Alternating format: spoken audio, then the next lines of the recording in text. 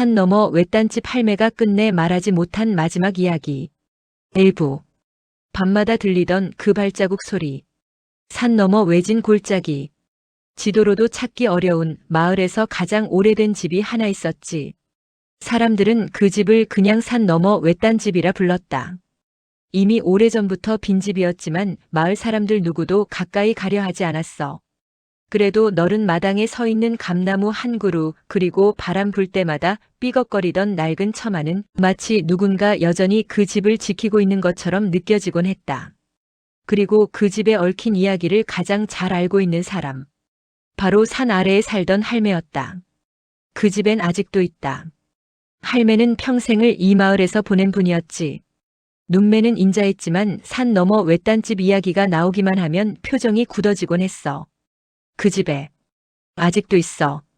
할매가 그렇게 낮은 목소리로 중얼거리면 어린 우리는 장난스레 겁을 먹은 척했다가도 할매 얼굴을 보면 장난칠 수가 없었어. 그 눈빛엔 진짜 두려움이 담겨 있었거든. 고요한 산길, 외딴집과 할매의 어린 날. 일부는 할매가 직접 들려준 어린 시절 이야기에서 시작된다. 지금처럼 길이 나 있던 것도 아니고 밤이면 멧돼지며 야생동물들이 돌아다니던 시절이었다. 그럼에도 할매는 어린 나이에 매일 산 너머 외딴집까지 심부름을 갔다고 한다. 당시 그 집엔 작은아버지네 가족이 살고 있었다. 가난했지만 순박한 사람들이었고 특히 할매와 또래였던 사촌 언니, 이름은 연주라고 했다. 할매는 연주 언니를 참 좋아했다. 성격이 조용하고 산에서 길을 잃은 작은 새 한 마리도 함부로 못 잡을 정도로 마음이 고운 아이였지. 그리고 어느 날부터 달빛 없는 밤만 되면 발자국 소리가 들렸다. 할매의 말이었다. 연주 언니네 집 뒷마루 아래는 흙바닥이었는데 그곳을 무언가가 뚝뚝뚝 걸어다니는 소리가 나기 시작한 거다. 작은 동물일까 싶어도 그 발자국은 너무 일정하고 느리며 때로는 마루 끝까지 올라오는 것처럼 가까워졌다고 했다. 연주는 그 소리를 가장 무서워했다. 고모 그거 사람이요? 한밤중 연주가 목을 움츠리며 묻던 목소리가 지금도 귀에 남아있다고 할매는 말했다. 하지만 연주의 엄마는 딱 잘라 말했다. 사람이면 더 무섭지. 산짐승이겠지, 얼른 자라. 그 말이 정말이었을까? 아니면 어른들은 이미 무언가 알고 있었던 걸까? 발자국 소리는 점점 가까워지고 할매가 외딴집에 놀러간 어느 겨울밤이었다. 창밖에서 바람이 세차게 부는 날. 갑자기 연주가 숨을 멈춘 듯 굳어버렸다. 들었지? 할매도 들었다. 뒷마루 아래에서 뚝뚜벅뚝 천천히 걷는 발자국 소리. 그 소리는 멈추는 법이 없었다. 그리고 한참을 걷다가 마치 기둥 밑에서 우두커니 서 있는 것처럼 가만히 멈춰 있곤 했다.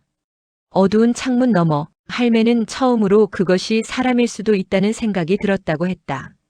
어쩌면 그 집을 떠나지 못한 누구였을지도. 그리고 사라진 연주. 할매가 기억하는 그날은 지금도 또렷하다. 눈이 온 뒤 산길이 새하얗게 덮인 날이었다. 연주가 없어졌다. 아침에 일어나 보니 방에 없었다는 거다. 집안은 발칵 뒤집혔다.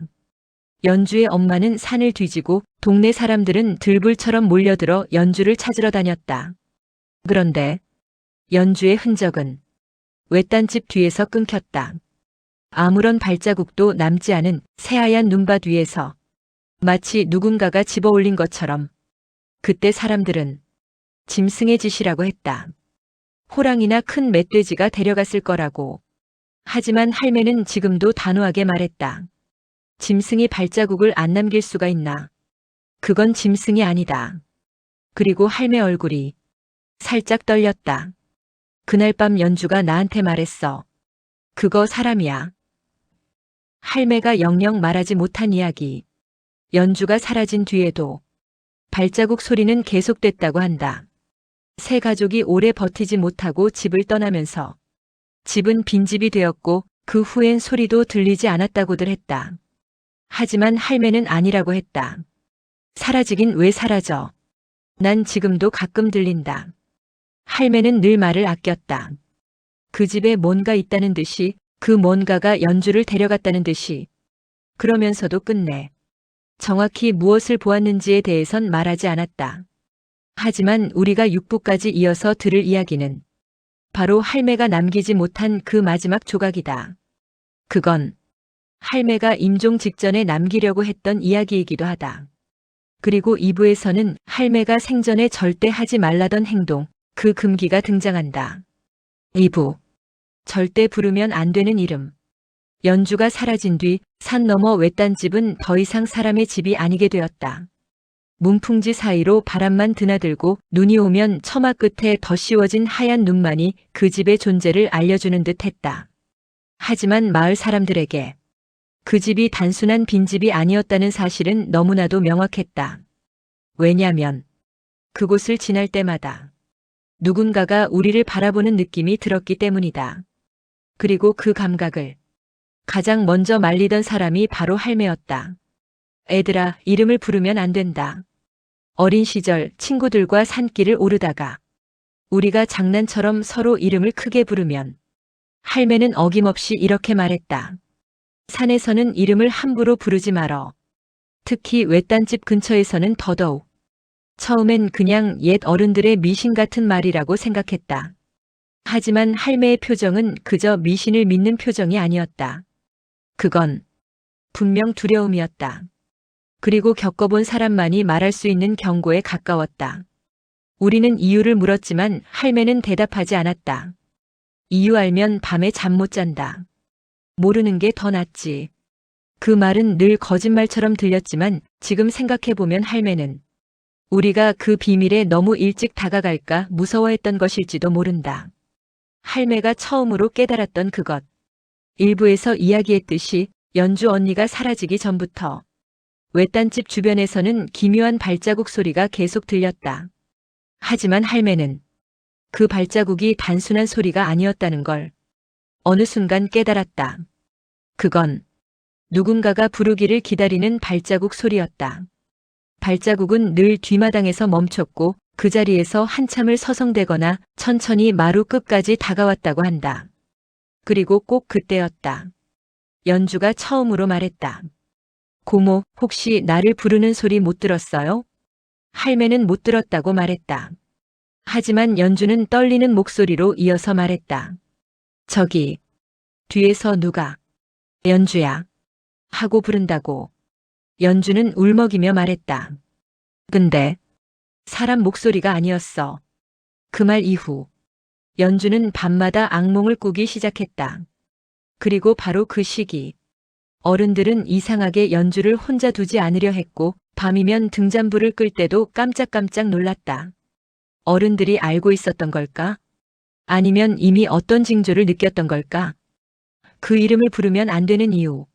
할매가 50년 동안 말하지 않았던 진짜 이유는 우리가 어른이 된 뒤에야 들을 수 있었다. 그 발자국 소리는 사람을 부르는 거요. 할매는 말끝을 길게 끌며 말했다. 그냥 부르는 게 아니고 내 이름을 불러. 산에서 불러. 집 뒤에서 불러. 문 앞에서까지 와서 불러. 그 말을 들으면서도 우리는 믿기 어려웠다. 이름을 부른다고? 밤마다? 그것도 사람이 아닌 무언가가? 할매는 고개를 끄덕였다. 처음엔 낮은 목소리로 부른다. 그 다음엔 조금 더 또렷하게. 그리고 마지막엔 바로 내 귓가에서 부른다. 그 소리에 대답하는 순간 혹은 공포에 질려 흘끗 뒤돌아보는 순간 그날부터 따라온다고 했다. 눈에 보이지 않는 무언가가. 그리고 연주가 사라진 새벽 할매는 집의 뒤편에서 낯선 목소리를 들었다고 했다. 연주야, 이리 와. 할매는 그 소리를 듣고도 문을 열지 않았다. 하지만 연주는 아마도 그날 밤 그 소리를 들었을 것이다. 그것이 연주를 데려간 이유였다. 눈밭 위에서 끊긴 마지막 발자국. 연주가 실종된 날 어른들은 눈밭 위를 샅샅이 뒤졌다. 그런데 기이하게도 연주의 발자국은 뚝 끊겨 있었다. 발자국 끝은 마치 공중으로 들어올려진 것처럼 형체가 사라져 있었다. 짐승이 아이를 끌고 가면 눈 위에 흔적이 남는다. 움직임, 스침, 끌린 자국이 남는다. 하지만 연주의 흔적은 말 그대로 사라졌다. 할매는 그날 이후 확신하게 되었다고 한다. 그건 짐승도 사람도 아니다. 사람 흉내를 내는 다른 것이다. 그리고 그 다른 것이 사람의 이름을 부르며 다닌다는 사실을 마을 어른들은 오래전부터 알고 있었던 모양이었다. 왜 연주였을까? 우린 물었다. 왜 그 많은 사람 중에 왜 하필 연주였냐고. 할매는 잠시 생각하다가 천천히 말했다. 연주는 마을에서 가장 마음이 여린 아이였지. 산에 오래 살다 보면 알 수 없는 것들이 있다. 그중 하나는 마음이 여린 사람일수록 산의 기운을 따라간다는 미신이었다. 하지만 그 미신은 마을에서는 금기처럼 여겨졌다. 연주는 산짐승을 잡는 걸 싫어했고 죽은 새를 보면 조용히 묻어주던 아이였다. 그런 아이는 산속의 무언가와 경계가 흐려진다고 옛 어른들은 믿었었다. 그 경계가 흐려지면 집안에서도 산의 기운이 따라붙는다. 할매는 이렇게 말했다. 연주는 그 소리를 너무 잘 들었던 거야. 그리고 덧붙였다. 나는 들은 적이 없는데. 할매는 평생 그 사실을 죄처럼 지고 살았다. 그리고 다시 발자국 소리가 들렸다. 연주가 사라진 뒤 수십 년. 외딴 집은 폐가가 되었고 사람들은 아예 그 근처에 가려 하지 않았다. 그러던 어느 겨울밤 할매는 산 아래 집에서 낯익은 소리를 들었다. 그 소리. 뚝, 뚜벅, 뚝. 마치 마루 밑을 걷던 그 발자국처럼. 할매는 문을 열지 않았다.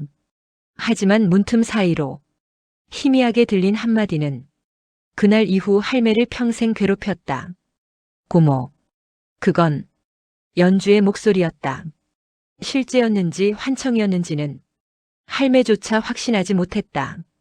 하지만 그 소리 이후 할매는 더 이상 산 너머 외딴 집의 이야기를 하지 않았다. 그리고 임종을 앞둔 할매가 마지막으로 남긴 말. 그 말을 우리는 3부에서 듣게 된다. 그 발자국. 아직 있다. 3부. 할매가 숨겨온 밤 비밀의 문이 열렸다. 할매의 마지막 말은 마치 문틈으로 흘러나온 바람처럼 조용하면서도 날카로웠다. 그 발자국. 아직 있다. 그 말은 단순한 경고가 아니라 할매가 평생 감춰온 것들의 시작이었다. 할매는 왜 그 이야기를 죽기 직전까지 말하지 못했을까? 우리 가족은 그 이유를 할매 장례를 치르고 난 뒤에야 조금씩 알아가기 시작했다. 할매가 남긴 작은 상자. 장례가 끝난 뒤 우리는 할매의 방을 정리하다가 상다리 밑에 조용히 숨겨져 있던 작은 나무 상자를 발견했다. 분명 예전부터 있었던 상자였지만 할매는 절대 열지 말라 했었다. 상자는 생각보다 무거웠다. 그리고 뚜껑 뒷면엔 먹이발에 잘 보이지 않는 글씨가 적혀 있었다. 이걸 보는 날, 산을 조심해라. 상자 안에는 오래된 물건들이 가득했다. 빛바랜 사진, 검은 끈으로 묶인 천조각, 누군가에게 보냈다가 붙였던 듯한 편지, 그리고 가장 아래에는 문짝에서 떼어낸 듯한 나무 조각 하나. 그 나무 조각엔 작게 새겨진 글귀가 있었다. 열지 말 것. 우리는 그 나무 조각이 무엇인지 알기까지 오래 걸리지 않았다. 바로 산 너머 외딴 집의 방문 조각이었다. 외딴 집 그날 밤의 문. 할매가 살아있을 때 그 집은 이미 쓰러지고 있었고 들어가는 사람도 없었다. 그런데 상자 속 문 조각은 딱 봐도 오래전에 뜯겨 나온 듯 했다. 상자 안에서 가장 오래된 물건처럼 보였다. 그러자 우리 중 누군가 말했다. 할매가 그 집 문을 떼운 걸까? 누가 봐도 그럴 일은 없어 보였다. 할매는 늘 그 집에서 멀리 떨어져 있었고 근처에도 가지 않았다. 그렇다면 대체 누가? 탐색하던 중 우린 상자 안에서 할매가 젊을 때 썼던 노트 한 권을 발견했다. 노트 가운데 있던 한 문장이 우리를 모두 멈춰 세웠다. 문을 열지 않았다면 연주는 사라지지 않았다. 우리는 숨을 삼켰다. 할매는 그날 밤 그 집에서 연주 실종의 전말을 알고 있었던 것이다.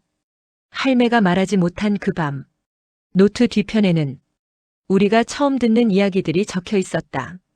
그날 연주가 사라지기 전날 밤, 연주는 볼이 잔뜩 굳어 할매를 붙들고 말했다. 고모, 어제 그 소리가 또 들렸어. 할매는 연주의 손을 잡고 조용히 달래려 했다. 하지만 연주는 고개를 저었다. 나한테 이름을 불렀어. 연주야. 내 귓가에서 속삭였어. 연주의 말에 할매는 온몸이 식어버렸다고 한다. 그 시절 마을에는 아주 오래된 금기가 있었는데 산에서 부르는 이름에 대답하면 안 된다. 그 금기의 기원은 마을 누구도 모른다고 했지만 대대로 이어내려오는 무언가가 분명 있었던 것이다. 그 새벽 산은 조용하지 않았다. 노트엔 그날 새벽의 기록이 날짜까지 정확히 적혀 있었다. 1957년 12월 29일 새벽 2시 13분. 할매는 잠에서 깼다. 원인을 곧 알 수 있었다. 뚝, 뚜벅, 뚝. 발자국 소리였다. 외딴집 뒤 마루 아래에서 들리던 그 소리. 할매는 연주를 깨우려다가 이미 늦었다는 걸 알았다. 문틈으로 희미하게 들려오는 목소리. 연주야, 문 좀 열어라. 그 목소리는 어른의 목소리도 아이의 목소리도 아니었다. 할매의 말에 따르면 사람을 흉내낸 목소리였다고 했다. 그리고 가장 무서운 것은 그 목소리가 집 안에서 울렸다는 것이다. 마루 밑이 아니라 문 밖이 아니라 창문 너머도 아니었다. 이미 집 안에 있었다. 열리지 않아야 할 문. 노트 마지막 장엔 짧은 문장이 적혀 있었다. 연주는 스스로 문을 열었다. 그 뒤에 이어진 문장엔 할매의 떨림이 그대로 남아 있었다. 나는 붙잡지 못했다. 문이 열리는 순간 무언가 바람처럼 스쳐 지나갔고 방 안에 남은 건 차가운 공기뿐이었다. 연주는 그 자리에서 말 그대로 사라졌다.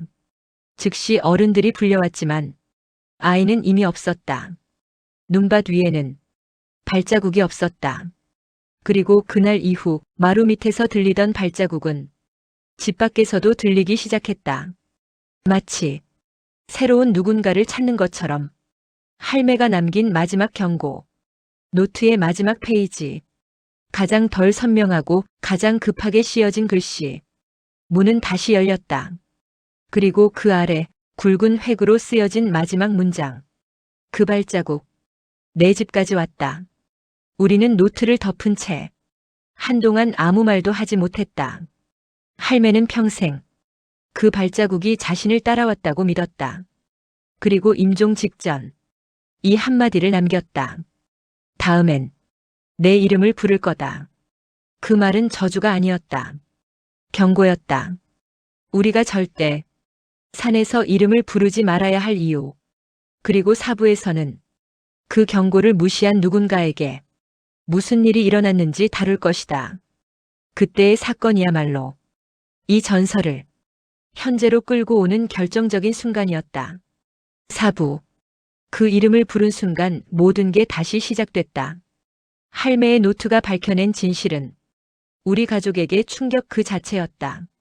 우리가 평생 미신이라고 여겼던 것들. 이름을 부르지 말라는 금기, 밤마다 들린 발자국 소리, 그리고 연주의 실종. 그 모든 건 단순한 전설이 아니었다. 하지만 할매가 떠난 뒤에도 이 이야기는 단순한 과거로 남아있어야 했다. 그런데 그게 아니었다. 할매의 장례를 치르고 불과 일주일 뒤 우리는 그 전설이 다시 시작되는 순간을 직접 보고 말았다. 산길에서 허락되지 않은 장난. 사건의 시작은 별것 아닌 행동에서 비롯되었다. 사촌 동생 민수. 도시에 살다 와서 이런 금기 같은 건 믿지 않는 아이였다. 장례가 끝난 날 우리는 산 아래 할매 집에 모여 정리를 하고 있었다. 저녁이 되자 민수는 심심하다며 우리를 데리고 산길을 걸어보자고 했다. 밤산은 조용했다. 달빛에 흰 서리가 내려앉아 발끝에서 사각사각 소리가 났다. 그런데 그때였다. 우리가 지나가던 산 너머 외딴집 근처에서 민수가 장난처럼 말했다. 야야, 저기 있는 귀신 나와라. 우린 깜짝 놀라 그를 말렸다. 야, 이름 부르지 말라니까. 여긴 그런 말하면 안 돼. 하지만 민수는 우리를 놀리듯 웃으며 말했다. 할매가 말한 그거? 그거 다 옛날 미신 아냐? 그 순간 바람이 꺼지는 것 같은 급작스러운 조용함이 찾아왔다. 산은 조용했지만 너무 조용했다. 숨조차 쉬기 어려울 만큼. 그러자 희미한 소리가 들려왔다. 뚝, 뚜벅, 뚝. 우린 동시에 고개를 돌려 외딴집 폐허 쪽을 바라보았다. 민수는 웃음을 멈췄다. 폐가 뒤쪽 누군가가 있었다. 우리는 움직이지 못했다. 폐가 뒤쪽에서 누군가가 천천히 걸어 나오는 것 같았다. 하지만 문제는 발자국은 보이는데 사람은 보이지 않는다는 것이었다. 하얀 눈 위에 선명하게 찍히는 발자국. 우리는 그 발자국의 방향을 보며 숨을 삼켰다. 발자국은 위험한 속도로 우리 쪽으로 향하고 있었다. 민수는 겁이 나서라도 장난을 멈추어야 했다. 그러나 이미 늦었다. 발자국은 민수 앞에서 정확히 멈췄다. 그리고 우린 모두 들었다. 민수야. 또박또박 조용하면서도 낭낭한 소리. 그 소리는 우리가 아는 어떤 목소리도 아니었다. 민수의 얼굴이 창백해졌다. 누구야? 그가 떨리는 목소리로 말하는 순간 우린 모두 소스라치게 놀랐다. 물어보지 마. 우리가 동시에 그를 붙잡았다. 그러나 이미 금기는 깨져 있었다. 산은 대답을 기다린다.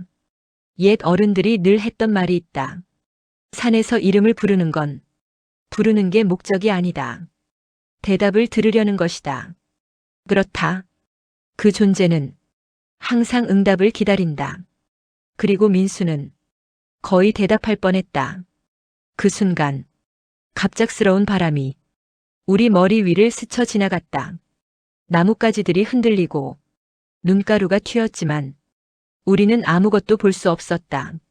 하지만 분명 느꼈다. 뭔가가 지나갔다. 우리 바로 옆을. 민수의 옷깃이 덜컥 들썩였고 그는 비명을 질렀다. 야야야, 뭐가 잡아당겼어. 진짜야. 우린 민수를 붙잡아 산 아래로 미친 듯이 뛰었다. 폐가 뒤에 남겨진 발자국 소리는 우리를 따라오지 않았다. 하지만 하나는 분명했다. 우린 그 존재의 관심을 완전히 끌어버렸다. 그날 밤 또 다른 발자국. 집으로 돌아왔을 때 이미 밤은 깊었다. 문을 닫고 숨을 돌리는데 거실 천장 위 마루 위에서 느리게 걸어가는 소리가 들렸다. 뚝, 뚜벅, 뚝. 우리 모두가 얼어붙었다. 그건 외딴 집에서 들리던 그 소리와 완전히 똑같았다. 할매가 말했던 그대로였다. 발자국은 집까지 온다. 그리고 그 소리는 민수의 방 앞에서 멈췄다. 정확히 문 앞에서. 우린 숨조차 쉬지 못했다. 잠시 후 아주 작은 하지만 너무나 또렷한 소리. 민수야. 민수는 기절하듯 주저앉았다. 그날 우린 단 한 명도 잠들지 못했다. 그리고 다음 날 더 큰 문제가 벌어졌다. 민수의 실종과 남겨진 한마디. 다음 날 아침 우리가 방문을 열었을 때 민수는 방 안에 없었다. 창문은 닫혀 있었고 문도 잠겨 있었다. 그런데 침대 발치 눈처럼 하얀 먼지 위에 작게 찍힌 발자국 하나. 어린아이 정도 크기의 발자국. 그리고 그 밑에 희미하게 쓰여 있던 글씨. 대답했다. 민수는 그날 이후로 돌아오지 않았다. 마을 사람들은 수색대를 꾸렸다. 하지만 연주 때처럼 발자국은 도중에 사라져 있었다. 우린 그때 깨달았다. 할매가 평생 숨기고 마을 어른들이 금기로 삼았던 이유. 이건 전설도 미신도 아니다. 지금도 누군가의 이름을 찾고 부르고 데려가는 존재가 산에 있다. 그리고 할매의 마지막 말이 떠올랐다. 이번엔 너의 이름을 부를 거다. 오부에서는 그 존재의 정체와 마을이 그 사실을 어떻게 감추었는지 드디어 드러난다. 이 이야기는 이제 끝을 향해 가고 있었다. 오부. 저물어가는 불빛. 밤안개가 골짜기를 누비듯 내려앉은 그 새벽 산 너머 외딴 집은 유난히 적막했다. 달빛이 현관 앞 장독대에 희미하게 걸려 있었고 바람이 스치는 소리조차 마치 누군가 숨을 죽인 채 기다리는 듯 조용했다. 연옥은 포대자루처럼 축 늘어진 할매를 부축한 채 작은 방으로 들어섰다. 방 안에는 오래된 난로에서 올라오는 은은한 나무 타는 내음만이 공기를 채우고 있었다. 할매의 숨은 점점 더 거칠어지고 마른 손은 연옥의 소매뿌리를 붙잡은 채 놓지 않았다. 연옥아 거기 있지? 응 할매. 나 여기 있어. 할매는 그 말을 들은 듯 고개를 살짝 끄덕였다. 그러더니 공기가 꺼질 듯한 몸으로 방바닥을 더듬기 시작했다. 내가 숨겨둔 그 상자. 연옥의 눈이 번쩍 뜨였다. 상자? 그게 뭐예요? 다 말할라 했는데 때가 되는 줄 알았지. 할매의 목소리는 갈라지고 산골짜기 바람처럼 흩어졌다. 연옥은 급히 물동이를 들어 할매 입에 물을 댔다. 할매는 간신히 한 모금 넘기더니 다시 힘을 내속삭였다. 연옥아 밤길 조심해야 한다. 그 아이가 아직 돌아다닌다. 순간 등줄기로 차가운 한기가 쓸고 지나갔다. 외딴집 주변에서 수차례 들렸던 발소리. 연옥이 처음 방문했을 때 들었던 산길의 흐느낌. 그리고 방금 전에 들린 누군가 문 밖을 스치는 소리까지. 모든 조각이 하나의 그림을 향해 맞춰지는 듯 했다. 할매, 그 아이가 누구예요? 말썽쟁이 아니야 버려진 것도 아니고. 할매가 하는 말은 점점 알아듣기 어려웠지만 연옥은 포기하지 않았다. 사람이 살아있는 한 마지막 순간에는 꼭 하고 싶은 말이 있다. 할매 역시 그 말을 꺼내려 애쓰고 있었다. 그날 밤 내가 데려왔지. 누굴요? 울고 있었어. 산비탈에서 혼자 너무 어두워서. 연옥은 숨을 크게 삼켰다. 혹시 잃어버린 손주인가요? 아니면. 아니야, 내 피도 남의 피도 아냐. 할매의 눈이 천천히 떨리며 창밖을 향했다. 흐린 눈동자에 떨리는 불빛이 비쳤다. 마치 두려움과 연민이 동시에 깃든 표정이었다. 연옥아 그 아이는 죽은 게 아니다. 그 순간 방바닥 아래에서 탁 하고 무언가 부러지는 듯한 소리가 울렸다. 연옥은 깜짝 놀라 몸을 일으켰다. 뭐예요 지금 소리? 누군가 방 밑에서 기어나오는 것 같은 울림. 마치 손톱으로 나무 판자를 긁는 듯한 그 혐오스러운 마찰음이 이어졌다. 할매는 온몸을 떨며 연옥의 손을 붙잡았다. 연옥아 그 애가 배고픈가 보다. 그 말을 듣는 순간 연옥은 심장이 멎는 줄 알았다. 배고프다니? 지금 이 소리가 사람인가? 아니면 할매 방 밑에 뭐가 있어요? 도대체 무슨? 하지만 그때였다. 방문이 끼익 소리를 내며 자연스럽게 열렸다. 아무도 건드리지 않았는데도 문은 누군가가 미는 것처럼 천천히 벌어졌다. 연옥은 소스라치게 뒤로 물러났고 할매는 그 문을 보며 캄캄한 눈빛을 떨었다. 문틈 너머 흰손 하나가 쑥 하고 늘어졌다. 사람 손 같지만 너무 창백하고 너무 길었다. 그리고 마디가 이상하게 뒤틀려 있었다. 연옥의 숨이 거칠게 들이켰다. 저건 뭐예요? 연옥아. 할매는 마지막 힘을 짜내듯 말했다. 겁내지 말고 내 뒤에 숨어라. 그 애는 널 좋아할 거야. 그 순간 문틈의 손이 천천히 다시 안쪽으로 들어가며 사라졌다. 그리고 동시에 방바닥 아래에서 들리던 소리도 뚝 하고 멈췄다. 정적. 아무 말도 아무 소리도 들리지 않는 정적이 방 안을 메웠다. 연옥은 그 정적이 오히려 더 끔찍하게 느껴졌다. 마치 폭풍우가 오기 직전 숨을 죽인 하늘 같았다. 할매 지금 무슨? 그러나 연옥의 말은 할매의 흐느끼는 목소리에 묻혔다. 미안하구나. 내가 너무 늦게 말했지. 그 아이 처음부터 사람 아니었다. 연옥의 머릿속이 텅 비어버렸다. 사람이 아닌 아이? 할매는 떨린 손으로 방 한켠을 가리켰다. 그곳에는 오래된 장롱이 있었다. 장롱 밑을은 누군가 계속 밀고 들어간 것처럼 벌어져 있었다. 저 아래 상자 하나 있다. 그거 열면 다 알게 될 게야. 연옥은 머뭇거리며 장롱 쪽으로 다가갔다. 상자. 할매가 말한 그 상자. 하지만 한 발짝 내디딜 때마다 다시 바닥 아래서 쿵쿵 작은 떨림이 울렸다. 마치 누군가 그 상자를 두드리는 듯한 규칙적인 울림. 할매는 거의 울먹이며 말을 이었다. 그 아이 내가 죽으면 날 찾으러 올 게야. 그러니 연옥아 너라도 살아야 한다. 연옥은 몸을 굳힌 채 할매를 바라보았다. 할매의 얼굴은 이미 피가 가신 듯 창백했고 눈동자는 점점 흐려지고 있었다. 할매 잠깐만요. 아직 아무것도.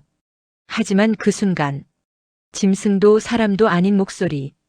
방바닥 아래에서 울리는 긁힘과 저음의 으르렁임이 동시에 터져나왔다. 연옥은 숨을 멈췄다. 그리고 할매는 마지막으로 입술을 떨며 말했다. 연옥아 문 잠궈라. 그 아이 올라온다. 장롱 밑 공간의 어둠 속에서 무언가 꿈틀거리며 올라오기 시작했다. 연옥은 비명을 삼키며 뒤로 물러났고 그 순간 불 꺼진 방 안에 타닥타닥 마치 긴 손톱이 마루를 긁는 소리가 울려 퍼졌다. 그리고 한 쌍의 눈, 새빨간 불씨 같은 두 눈이 장롱 밑에서 번쩍 떠올랐다. 연옥의 다리가 그 자리에서 굳었다. 그 눈은 분명히 연옥을 보고 있었다. 할매는 손을 떨어뜨리며 마지막 숨을 토했다. 그 아이, 이제 너를 찾을 거야. 그 순간 장롱 밑 어둠에서 무언가가 탁 하고 튀어나왔다. 이야기는 다음 6부에서 이어집니다. 6부. 상자 속의 진실. 장롱 밑에서 튀어나온 그것은 분명 사람의 형체를 하고 있었다. 하지만 사람이라고 부르기엔 어딘가 너무 길고 너무 비틀려 있고 너무 어둠에 익숙했다. 연옥은 비명을 삼키며 뒤로 주저앉았다. 팔과 다리는 굶주린 짐승처럼 가늘고 긴데 움직임은 마치 인간처럼 느리게 기어오듯 다가오고 있었다. 장롱 밑에서 나온 그것은 고개를 살짝 들어 연옥을 바라보았다. 한쪽으로 기울어진 얼굴, 귓가까지 찢어진 입, 그리고 그 사이로 비죽비죽 올라온 치아들. 하지만 그 얼굴 어디엔가 눈물 자국 같은 게 보였다. 연옥은 굳은 채 그 생명체를 바라만 보았다. 할매가 말했던 그 아이가 정말 이건가? 그때 죽어가던 할매의 마지막 목소리가 다시 연옥의 머릿속을 스쳤다. 그 애는 악한 게 아니다, 버려진 것도 아니다. 그저 배고프고 추웠던 것뿐. 그 생명체는 연옥에게 달려들지 않았다. 다만 마루를 서툴게 기며 천천히 다가왔다. 그리고 연옥 앞에서 잠시 멈추더니 고개를 갸웃거렸다. 눈빛이 선명했다. 무언가를 기억해내려 애쓰는 듯한 표정. 연옥은 달아나고 싶은 심장을 억누르며 조심스레 입을 열었다. 너 할매가 말한 그 아이야? 그 아이의 붉은 눈동자가 반짝였다. 그리고 아주 작게 마루판을 긁던 손이 멈췄다. 그 순간 방 한복판에서 조용히 바람이 일었다. 죽은 할매의 숨이 끊긴 그 찰나 공기가 미묘하게 떨리며 방 안에 누군가 또 있는 듯한 기운이 들어섰다.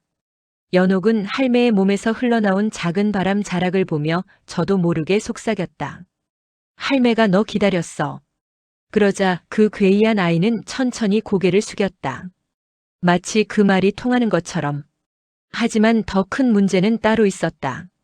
장롱 아래로부터 또 하나의 울음소리가 들린 것이다. 또 있어? 연옥은 숨이 턱 막혔다. 이미 방 안에는 한 아이가 나와 있다. 그런데 장롱 밑에서는 다시 툭툭 무거운 울림이 들렸다. 연옥은 본능적으로 뒤로 물러났고 그때 장롱 옆 벽면이 스르륵 하고 미세하게 움직였다. 벽 뒤로 숨겨진 공간이 있는 듯 했다. 할매가 남긴 말이 떠올랐다. 상자 열면 다 알게 될 게야. 그 상자. 그게 벽 뒤 어둠 속에 있는 게 분명했다. 연옥은 떨리는 다리를 억지로 움직이며 벽으로 다가갔다. 그리고 장롱 측면에 걸친 작은 고리 같은 것을 발견했다. 그녀가 고리를 당기자 벽이 조용히 벌어졌다. 기름 냄새, 흙 냄새, 오래된 피 같은 냄새가 한꺼번에 밀려나왔다. 그 안에는 작은 방만 한 공간이 있었다. 그리고 공간 한가운데 오래된 나무 상자 하나가 놓여 있었다. 상자는 누군가의 손톱에 긁힌 자국으로 가득했고 뚜껑 틈새는 마치 안에서 자꾸만 열려 하던 흔적처럼 벌어져 있었다. 연옥은 상자 앞에서 숨을 크게 들이켰다. 열어야 한다. 이 모든 비극의 시작과 끝이 그 안에 있다. 그때 방 안에 그 아이가 연옥 뒤로 다가와 상자를 바라보았다. 입이 벌어지며 낮게 슬프게 신음했다. 마치 열지 마 라고 말하는 듯한 울음. 하지만 연옥은 고개를 저었다. 미안해. 그래도 알아야 해. 너희가 왜 이 집에 있었는지, 할매가 왜 평생 이걸 숨겼는지. 손이 상자 뚜껑에 닿는 순간 공기가 무겁게 가라앉았다. 연옥이 힘을 주어 상자를 밀어 올리자 뚜껑은 놀랄 만큼 가볍게 열렸다. 그 안에는 사람의 몸이 있었다. 하지만 온전한 몸은 아니었다. 작은 아이의 팔과 다리, 부러진 뼈, 찢긴 천, 그리고 가장 위에는 아주 작은 아기의 해골이 놓여 있었다. 연옥의 목이 서늘해졌다. 이건 설마. 그때 뒷골에서 누군가의 기척이 느껴졌다. 연옥은 천천히 고개를 돌렸다. 첫 번째 아이가 서 있었다. 그리고 그 뒤에서 두 번째, 세 번째 장롱 밑의 어둠 속에서 또 다른 형체들이 기어나오고 있었다. 그들은 모두 같은 형상을 하고 있었다. 모양이 뒤틀린 그러나 분명 아이였다. 연옥은 상자 속의 해골을 바라보았다. 그리고 마침내 깨달았다. 이 아이들은 원래 하나였다. 태어나지 못한 아기. 산골에서 발견된 버려진 생명. 할매가 데려와 살리려 했던 그 작은 존재가 죽은 순간 그 영혼이 찢겨 여러 모습의 그림자로 갈라져 버린 것이다. 결국 상자 속의 원래 몸이 이 아이들의 유일한 희망이자 근원이었다. 그 첫 번째 아이가 상자 앞으로 다가와 조심스레 손을 얹었다. 그리고 마치 마지막 인사를 하는 것처럼 해골의 이마에 얼굴을 묻었다. 연옥의 눈에 눈물이 고였다. 너희 할매가 얼마나 애썼는지 알아? 숨겨서 미안했대. 두려워서 말 못했대. 버리려던 게 아니라 지키려던 거였어. 그 아이의 붉은 눈이 흔들렸다. 그리고 상자 속 몸을 가만히 안 듯 끌어안았다. 그 순간이었다. 방 안의 공기가 크게 진동하며 아이들의 몸에서 희미한 빛이 피어올랐다. 붉은 눈이 정색으로 사라지고 어둠 같던 몸이 점점 흐려지더니 마침내 사라졌다.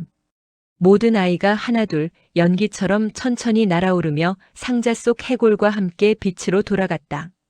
연옥은 그 자리에서 무릎을 꿇었다. 눈물이 주르륵 주르륵 흘러내렸다. 그리고 마지막 순간 사라지기 직전에 가장 큰 아이가 연옥을 향해 돌아보았다.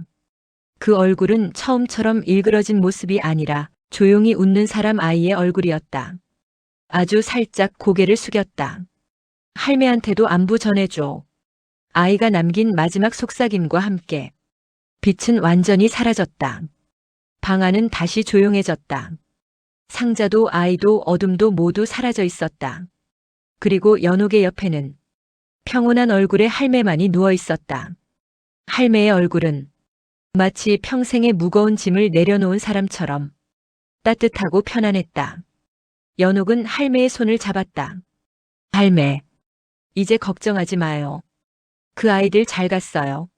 새벽 햇살이 외딴집 석가래 위로 천천히 비쳤다. 산 너머 오랫동안 숨겨져 있던 이야기가 마침내 빛 속으로 돌아온 것이다. 연옥은 자리에서 일어나 집 밖으로 천천히 걸어 나갔다. 차가운 새벽 공기 사이로 아주 희미하게 들려오는 듯한 목소리. 고맙다 연옥아. 그날 이후 산 너머 외딴 집은 더 이상 발소리도 울음도 들리지 않는 그저 조용한 산속의 빈집이 되었다. 하지만 연옥은 알았다. 그곳에 남겨진 마지막 숨결이 세상에서 가장 슬프고도 따뜻한 이야기였다는 것을. 그리고 그 이야기를 기억하는 사람은 이제 단 하나 연옥뿐이라는 것을. 제작 AI 할매의 이야기방. AI 기반 창작 스토리 대본 및 영상 편집 100% 자체 제작.